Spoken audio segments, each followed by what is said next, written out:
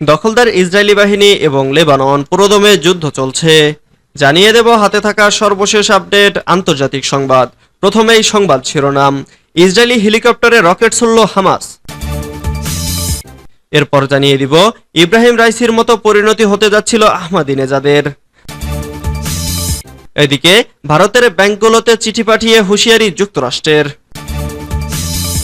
এরপর জানিয়ে দিব মার্কিন কংগ্রেসে নেতানিয়াহুকে অভিবাদন তীব্র ক্ষোভ প্রিয়াঙ্কার। আরো জানিয়ে দিব মধ্য গাজায় ইসরায়েলি বোমা হামলায় নিহতের সংখ্যা বেড়ে ৩০। সর্বশেষ জানিয়ে দিব ইসরায়েলি সামরিক ঘাঁটিতে হিজবুল্লাহর নতুন হামলা। এতক্ষণ শুনছিলেন সংবাদ শিরোনাম, এবারে বিস্তারিত। তবে অনুরোধ থাকবে ভিডিওটিতে একটি লাইক করবেন এবং কমেন্ট করে জানিয়ে দিবেন কোন জেলা থেকে আপনি আমাদের এই ভিডিওটি দেখছেন। ইসরায়েলি হেলিকপ্টারে রকেট ছুড়ল হামাস। ফিলিস্তিনি স্বাধীনতাকামী সংগঠন হামাসের সামরিক শাখা আল কাসাম ব্রিগেড জানিয়েছে, তারা গাজা শহরে ইসরায়েলি ট্যাঙ্ক এবং সেনাদের লক্ষ্য করে হামলা চালিয়েছে। প্রতিরোধ গোষ্ঠীটি বলেছে, তাদের যোদ্ধারা তাল আল হাওয়া এলাকায় ইসরায়েলি সেনাবেষ্টিত দুটি মেরকাভা ৪ ট্যাঙ্কে হামলা চালায়। এছাড়াও কাসাম ব্রিগেডের সেনারা শহরের দক্ষিণ অংশে একটি ইসরায়েলি হেলিকপ্টার লক্ষ্য করে রকেট নিক্ষেপ করে। ইসরায়েলি বাহিনী নিশ্চিত করেছে, গাজায় সম্প্রতি তাদের ১৩ সেনা আহত হয়েছে। এছাড়া গাজা থেকে ইসরায়েলি ভূখণ্ডে দক্ষিণ অংশে অবস্থিত অ্যাশকেলন শহরের দিকে ৩টি রকেটও ছোড়া হয়েছিল। ইসরায়েলি সেনাবাহিনী গত বৃহস্পতিবার জানিয়েছে, দক্ষিণ গাজায় ফিলিস্তিনি যোদ্ধাদের সঙ্গে সংঘর্ষে তাদের আরও একজন সেনা নিহত এবং ২ জন আহত হয়েছে। এক বিবৃতিতে নিহত সেনাকে স্টাফ সার্জেন্ট হিসেবে শনাক্ত করেছে ইসরায়েলি বাহিনী।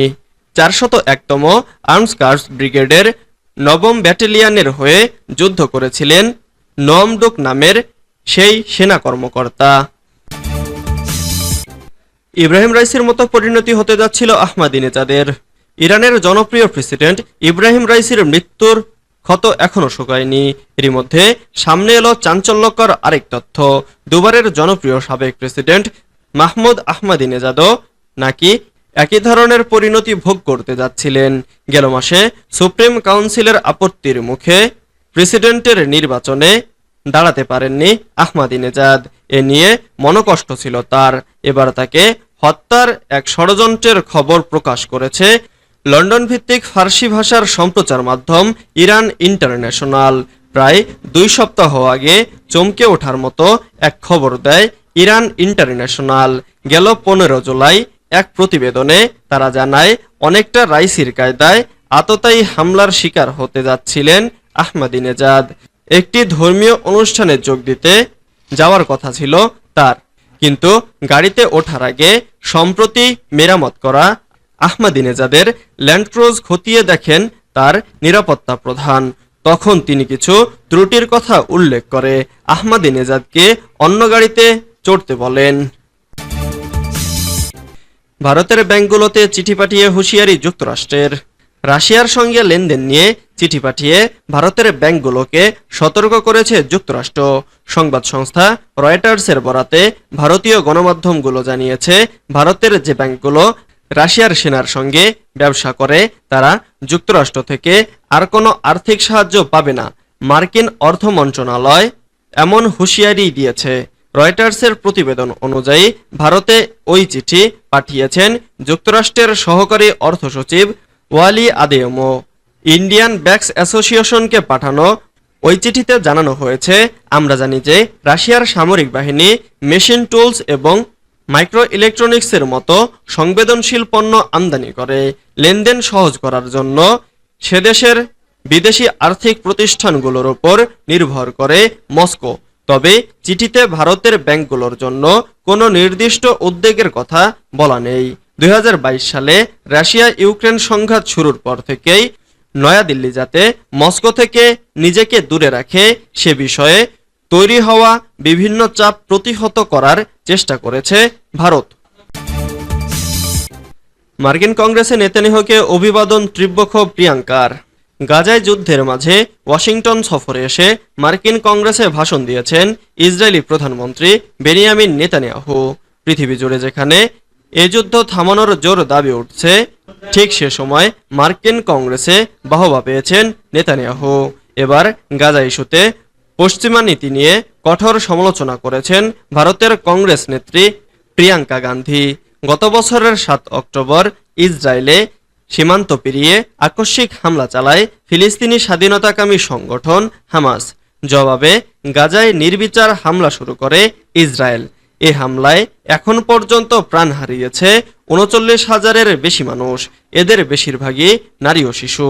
শুক্রবার সামাজিক যোগাযোগ মাধ্যম এক্সে এক পোস্টে প্রিয়াঙ্কা লিখেছেন, বেসামরিক নাগরিক, মা বাবা, ডাক্তার, নার্স, সাংবাদিক, শিক্ষক, লেখক, কবি, প্রবীণ নাগরিক এবং হাজার হাজার নিষ্পাপ শিশুদের পক্ষে স্রেফ কথা বলা এখন আর যথেষ্ট নয়, যারা ভয়াবহভাবে নিশ্চিহ্ন হয়ে যাচ্ছে।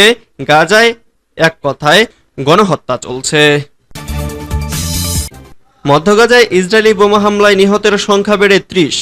গাজা উপত্যকার মধ্যাঞ্চলীয় দাইর আল বালাহ শহরের একটি হাসপাতালে ইসরায়েলি বোমা হামলায় অন্তত ৩০ ফিলিস্তিনি নিহত হয়েছে। এ ঘটনায় আহত হয়েছে আরও শতাধিক মানুষ। শনিবার ২৭ জুলাই হামাস পরিচালিত গাজার স্বাস্থ্য মন্ত্রণালয়ের পক্ষ থেকে বলা হয়েছে, খাদিজা স্কুলের ভেতরে হাসপাতালটি অবস্থিত। যুদ্ধবিমান থেকে ৩টি ক্ষেপণাস্ত্র দিয়ে হাসপাতালে বোমা বর্ষণ করে ইসরায়েলি সেনাবাহিনী। ইসরায়েলি হামলার কারণে মেডিকেল টিমের ওপর প্রচণ্ড চাপ পড়েছে জানিয়ে হামাসের মিডিয়া অফিস বলেছে, গাজায় স্বাস্থ্য ও চিকিৎসা সামগ্রী সরবরাহে ঘাটতি দেখা দিয়েছে। এদিকে ইসরায়েলি প্রতিরক্ষা বাহিনীর পক্ষ থেকে এক বিবৃতিতে বলা হয়েছে, সুনির্দিষ্ট গোয়েন্দা তথ্যের ভিত্তিতে ইসরায়েলি বিমান বাহিনী মধ্য গাজার ওই বিদ্যালয় প্রাঙ্গণে মধ্য হামাসের কমান্ড অ্যান্ড কন্ট্রোল সেন্টারে কর্মরত সন্ত্রাসীদের ওপর হামলা চালিয়েছে। আইডিএফ বলেছে, ইসরায়েল ও দেশটির সেনাবাহিনীর বিরুদ্ধে অসংখ্য হামলার নির্দেশ ও পরিকল্পনায় গোপন স্থান হিসেবে স্কুল প্রাঙ্গণটি ব্যবহার করছিল হামাস সন্ত্রাসীরা। ইসরায়েলি সামরিক ঘাঁটিতে হিজবুল্লাহর নতুন হামলা। লেবাননের প্রতিরোধ গোষ্ঠী হিজবুল্লাহ গাজায় আগ্রাসনের প্রতিবাদে ফিলিস্তিনি জনগণের সমর্থনে ইসরায়েলি সামরিক ঘাঁটিতে প্রতিশোধমূলক হামলার আরেকটি দফা শুরু করেছে। হিজবুল্লাহ পৃথক বিবৃতিতে বলেছে, তাদের যোদ্ধারা শনিবার ইসরায়েলের উত্তরাঞ্চলের কৌশলগত চৌকিতে 2টি ভারী হামলা চালিয়েছে, যার মধ্যে একটিতে ইসরায়েলের গুপ্তচর বৃত্তির সরঞ্জাম রাখা হয়েছিল। হিজবুল্লাহ জানিয়েছে, গাজায়